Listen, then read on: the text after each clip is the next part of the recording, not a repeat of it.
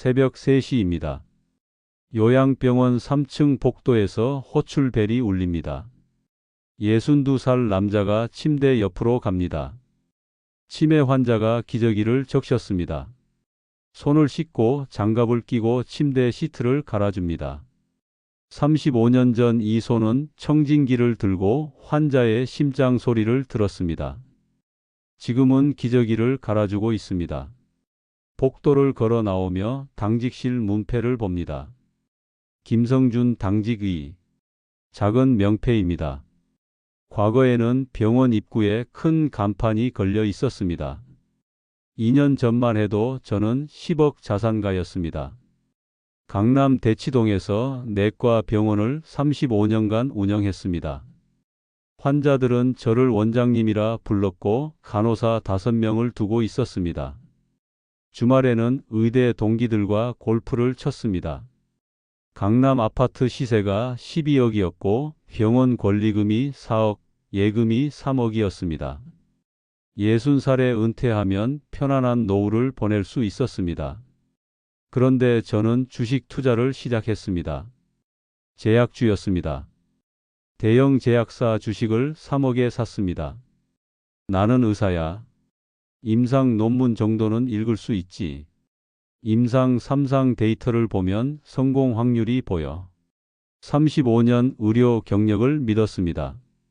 석 달 만에 5천만 원을 벌었습니다. 그래서 투자금을 7억으로 늘렸습니다. 그리고 1년 후 10억이 3억으로 줄었습니다. 병원을 팔았습니다. 35년 된 간판을 내렸습니다. 단골 환자 할머니가 울었습니다. 그래도 빚이 3억 남았습니다. 지금은 요양병원에서 야간 당직으로 일합니다. 한 달에 200만 원 받습니다. 이게 어떻게 된 일일까요? 사연 시작하기 전에 좋아요와 구독 눌러주시고 어디서 듣고 계신지 남겨주시면 따뜻한 행운이 그곳으로 가득하길 빌겠습니다. 그럼 3년 전으로 돌아가 보겠습니다. 새벽 4시 30분입니다. 당직실로 돌아와 의자에 앉았습니다. 벽에 의사 면허증이 걸려 있습니다. 1987년 발급, 38년 전입니다. 과거에는 강남병원 원장실 벽에 걸려 있었습니다. 액자도 크고 좋았습니다. 지금은 요양병원 당직실 벽에 작은 액자로 걸려 있습니다. 손으로 만져봅니다. 유리가 차갑습니다. 창밖을 봅니다. 경기도 외곽입니다. 강남에서 50km 떨어진 곳입니다. 환자 호출 벨이 또 울립니다. 일어서서 복도로 나갑니다. 저는 1987년에 의사 면허를 땄습니다. 그해 5월 강남 대치동에 김성준 내과 의원을 열었습니다. 10평 남짓한 작은 병원이었습니다. 간호사 1명과 저 둘이서 시작했습니다. 새벽 6시면 병원 문을 열었습니다. 밤 10시에 닫았습니다. 하루 16시간 일했습니다. 환자 한 분 한 분 정성껏 진료했습니다. 감기 환자에게도 최소 5분은 시간을 썼습니다. 청진기로 심장 소리를 듣고 목을 살피고 혈압을 재고 설명했습니다. 환자들이 좋아했습니다. 단골이 늘었습니다. 5년 후 간호사를 3명으로 늘렸습니다. 10년 후 병원을 20평으로 확장했습니다. 아들이 태어났습니다. 딸도 태어났습니다. 아이들을 키우며 일했습니다. 아침마다 아이들 밥 먹이고 병원 갔습니다. 저녁에는 늦게 들어갔지만 아이들 얼굴은 꼭 봤습니다. 주말에는 가족과 시간을 보냈습니다. 평범한 가장이었습니다. 2000년대 들어 대치동이 발전했습니다. 학원가가 커지고 아파트 값이 올랐습니다. 병원도 잘 됐습니다. 환자가 하루 100명 넘게 왔습니다. 2010년 아들이 의대에 합격했습니다. 제 꿈이었습니다. 딸은 2012년에 결혼했습니다. 사위가 괜찮은 사람이었습니다.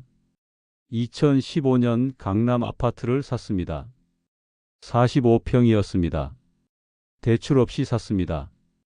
병원 권리금도 4억으로 평가받았습니다. 예금 통장에 3억이 모여 있었습니다. 35년 일한 결과였습니다. 60살이면 은퇴하고 아내랑 여행 다니려 했습니다. 2022년 봄이었습니다. 60살이 됐습니다. 은퇴를 고민하기 시작했습니다. 35년 일했으니 이제 쉬어도 될 나이였습니다. 하지만 문제가 있었습니다. 돈이었습니다. 예금 3억을 은행에 넣으면 이자가 얼마나 나올까요? 연 2%였습니다. 1년에 600만 원입니다. 한 달에 50만 원입니다. 병원 권리금 4억을 받아도 마찬가지였습니다. 연 2%면 1년에 800만 원입니다. 한 달 66만 원입니다. 둘을 합쳐도 한 달 116만 원이었습니다. 아내와 둘이 살기에 부족했습니다. 그해 여름 병원 원장 모임이 있었습니다. 강남 일대 개원이들이 분기마다 한 번씩 모였습니다. 저도 15년째 나가고 있었습니다. 그날 박 원장님이 말했습니다. 제약주로 1년에 3억 벌었다고 했습니다. 다들 놀랐습니다. 어떻게 하느냐고 물었습니다. 박 원장님이 설명했습니다. 대형 제약사 주식을 산다는 겁니다. 신약 개발하는 회사요. 임상 3상 결과가 나오기 전에 사면 된다고 했습니다. 성공하면 주가가 3배는 뛴다고 했습니다. 우리는 의사잖아. 논문 읽을 줄 알잖아. 임상 데이터 보면 성공 확률 나와. 일반인들은 못 보는 거야. 그 말이 제 머릿속에 박혔습니다. 35년간 논문을 읽었습니다. 임상 데이터를 분석했습니다. 신약이 나올 때마다 공부했습니다. 제 전문 분야였습니다. 일반인과는 다르다고 생각했습니다. 집에 돌아와 인터넷을 찾아봤습니다. 대형 제약사 주식들이 쭉 나왔습니다. 임상 진행 상황도 나와 있었습니다. 관련 논문도 찾아봤습니다. 데이터를 보니까 정말 가능성이 보였습니다. 항암제 임상 이상 성공률이 70%였습니다. 높은 수치였습니다. 아내한테 조심스럽게 꺼냈습니다. 주식 좀 해볼까 하고요. 아내가 얼굴을 찌푸렸습니다. 주식은 위험하다고 했습니다. 하지만 저는 설득했습니다. 일반 주식이 아니라 제약주라고 했습니다. 제가 35년 의사로 일했잖냐고 했습니다. 논문 읽고 데이터 분석할 수 있다고 했습니다. 3억만 투자하겠다고 약속했습니다. 나머지는 그냥 예금에 넣어두겠다고 했습니다. 그해 9월 증권 계좌를 만들었습니다. 3억을 입금했습니다. 대형 제약사 주식을 샀습니다. 항암제 개발 중인 회사였습니다. 임상 3상 진행 중이었습니다. 논문을 읽어봤습니다. 데이터가 좋았습니다. 이건 투자가 아니라 합리적 판단이라고 믿었습니다. 주식을 산 지 일주일 만에 주가가 올랐습니다. 3억이 3억 2천만 원이 됐습니다. 2천만 원을 번 겁니다. 가슴이 두근거렸습니다. 한 달 후 3억 5천만 원이 됐습니다. 5천만 원 수익이었습니다. 병원에서 한 달 일해서 버는 돈과 비슷했습니다. 석 달 후 4억이 됐습니다. 1억을 번 겁니다. 수익률 33%였습니다. 은행 이자의 16배였습니다. 제 판단이 맞았다는 확신이 들었습니다. 역시 의사라서 가능한 일이라고 생각했습니다. 박 원장님한테 전화했습니다. 5천만 원 벌었다고 자랑했습니다. 원장님이 웃으며 말했습니다.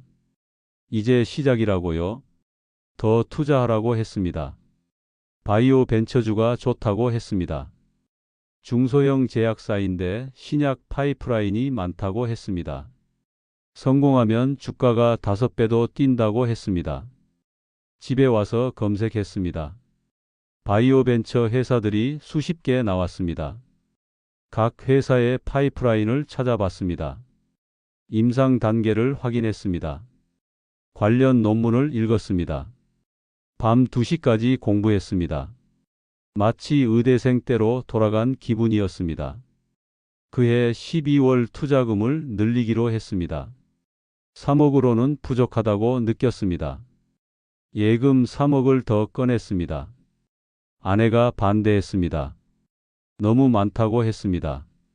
하지만 저는 설득했습니다. 석 달 만에 5천만 원 벌었다고 했습니다. 1년이면 2억을 번다고 했습니다. 안전한 투자라고 했습니다. 6억을 5개 종목에 나눠서 샀습니다. 대형 제약사 2개, 바이오 벤처 3개였습니다. 분산 투자를 한 겁니다. 위험을 줄인다고 생각했습니다. 2023년 1월부터 달라지기 시작했습니다.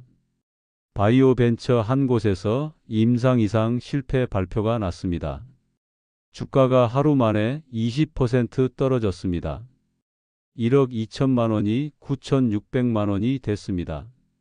2,400만 원 손실이었습니다. 당황했습니다.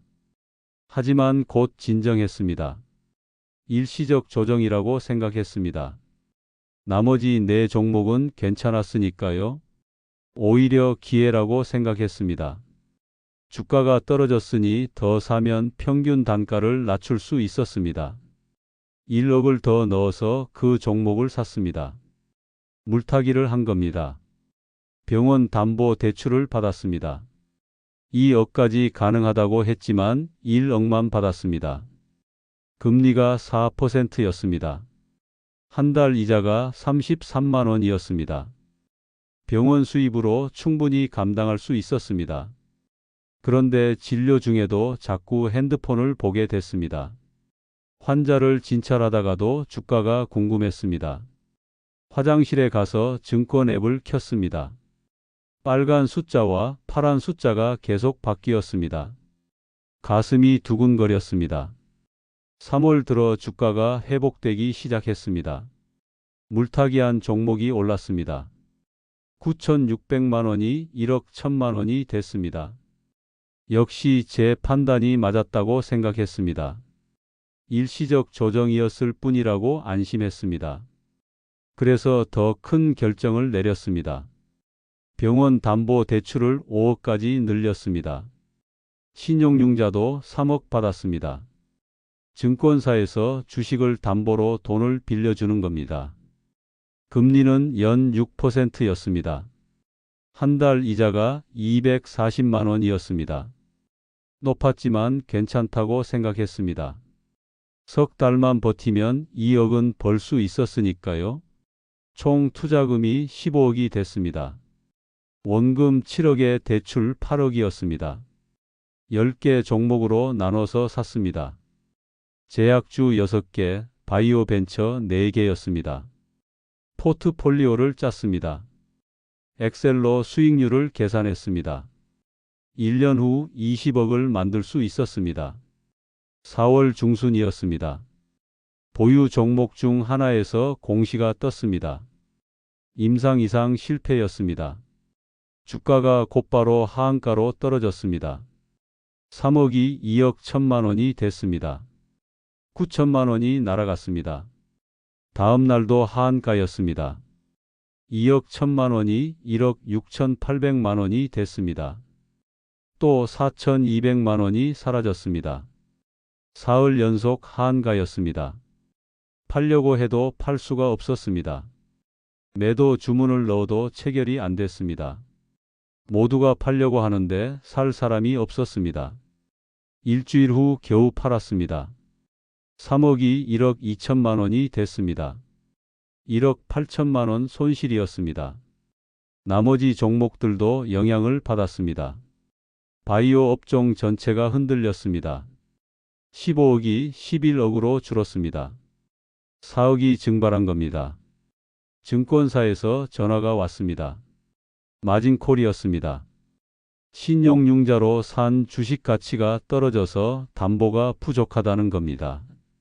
2억을 추가로 입금하거나 주식을 일부 팔아야 한다고 했습니다. 이틀 안에요. 그날 오후 진료였습니다.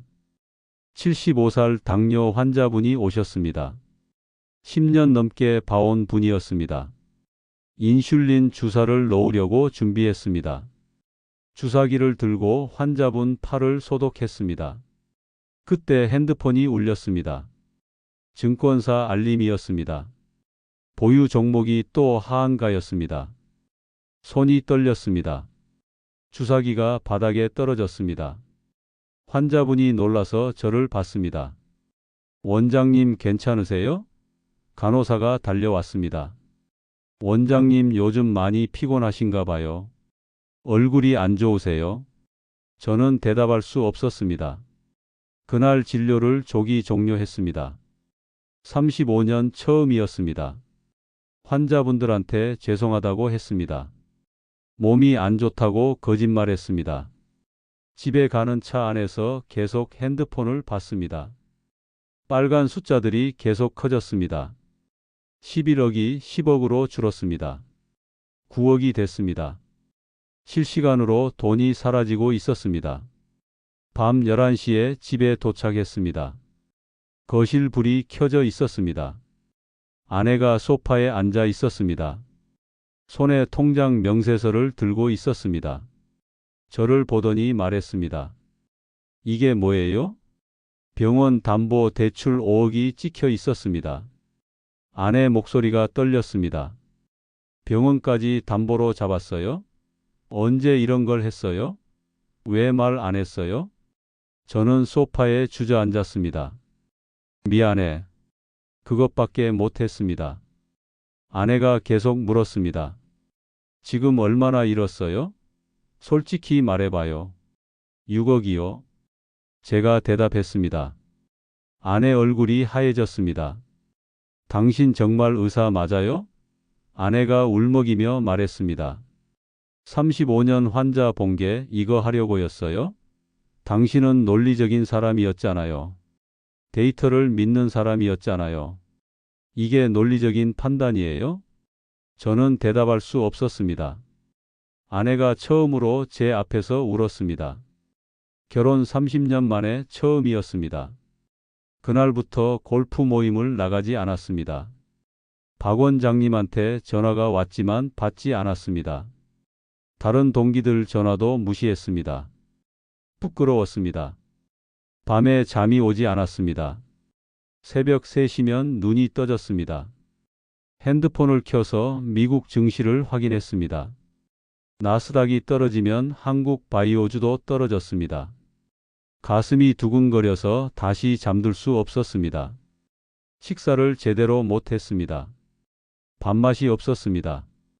한 달 만에 체중이 5kg 빠졌습니다. 거울을 보니 제 얼굴이 아니었습니다. 눈이 푹 꺼져 있었습니다. 5월 어느 날 후배 의사한테 전화가 왔습니다. 10년 전 제가 수련회 때 가르쳤던 후배였습니다. 지금은 대형 제약사 임상개발팀에서 일하고 있었습니다. 형님 잠깐 통화 괜찮으세요? 목소리가 급했습니다. 조용한 곳으로 가라고 했습니다. 저는 병원 원장실로 들어가 문을 닫았습니다. 후배가 말했습니다. 형님, 확실한 정보 하나 드릴게요. 우리 회사 항암 신약 임상 3상 결과가 곧 나와요. 성공 확률 거의 100%예요. 내부에서는 다 알고 있어요. 발표 나면 주가 2배는 뛸 거예요. 심장이 뛰었습니다. 이거였습니다. 마지막 기회였습니다. 지금 9억까지 줄어든 상태였습니다. 이 종목으로 회복할 수 있었습니다. 다음 날 남은 주식을 전부 팔았습니다. 9억을 현금으로 만들었습니다. 그리고 그 회사 주식을 샀습니다. 올인한 겁니다. 한 종목에 9억을 전부 넣었습니다. 일주일 동안 주가가 올랐습니다. 9억이 9억 5천이 됐습니다. 10억이 됐습니다. 11억이 됐습니다. 살았다고 생각했습니다. 조금만 더 오르면 원금을 회복할 수 있었습니다. 임상 결과 발표일은 5월 25일 금요일이었습니다. 장 마감 후 발표한다고 공시가 떴습니다.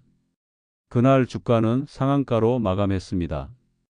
11억이 12억 6천만 원이 됐습니다. 모두가 성공을 확신하고 있었습니다. 오후 4시 공시가 떴습니다. 임상 3상 실패. 주요 평가 변수 미달성. 저는 화면을 멍하니 봤습니다. 손이 떨렸습니다.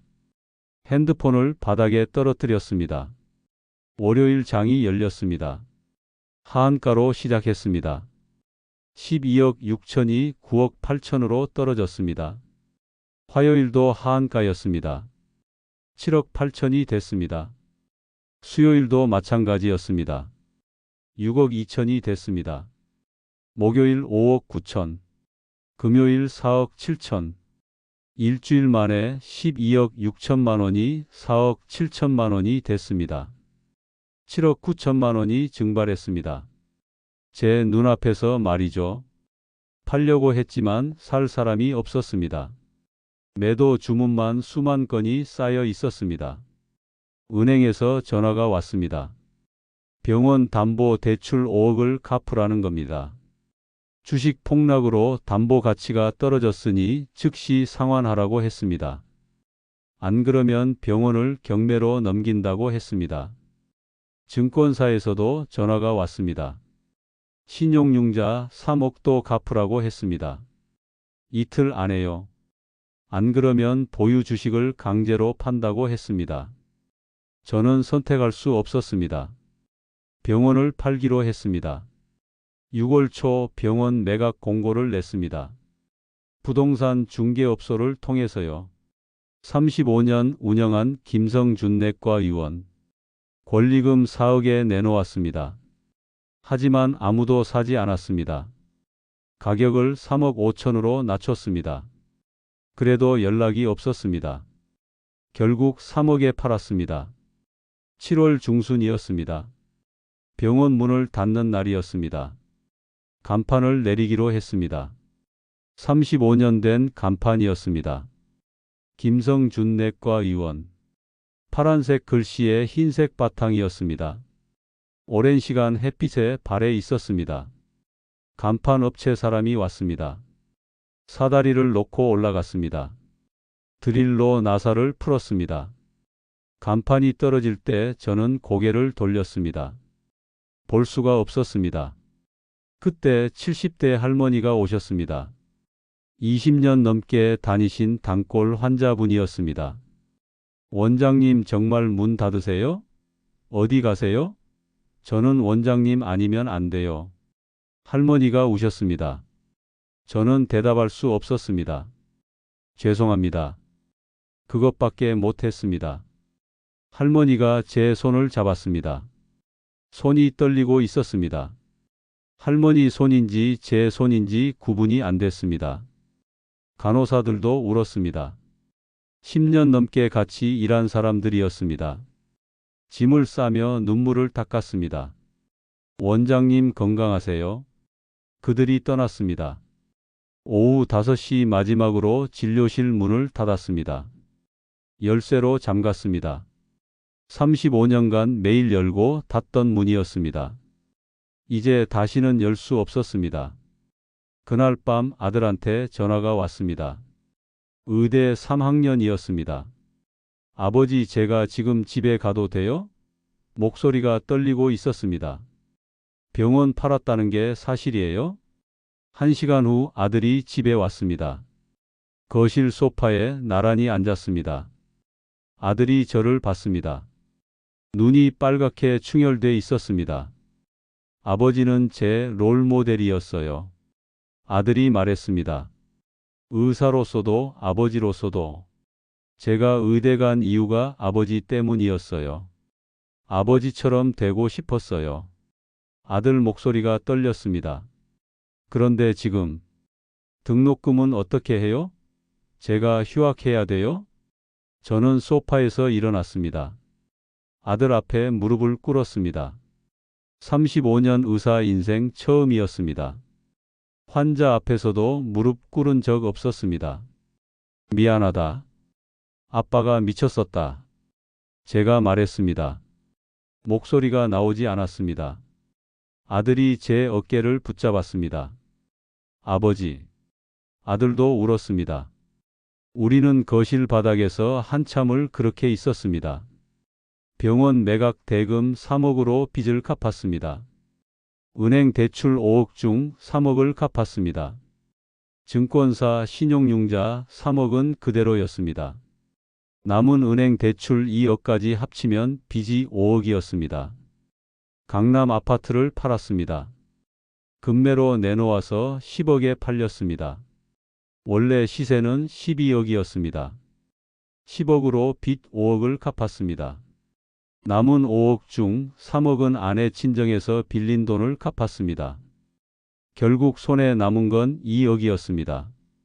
19억 자산이 2억이 된 겁니다. 1년 만에요. 2025년 12월입니다. 지금 제가 있는 곳은 경기도 외곽 요양병원입니다. 100병상 규모입니다. 치매 환자들이 주로 계십니다. 저는 여기서 야간 당직으로 일합니다. 밤 10시에 출근합니다.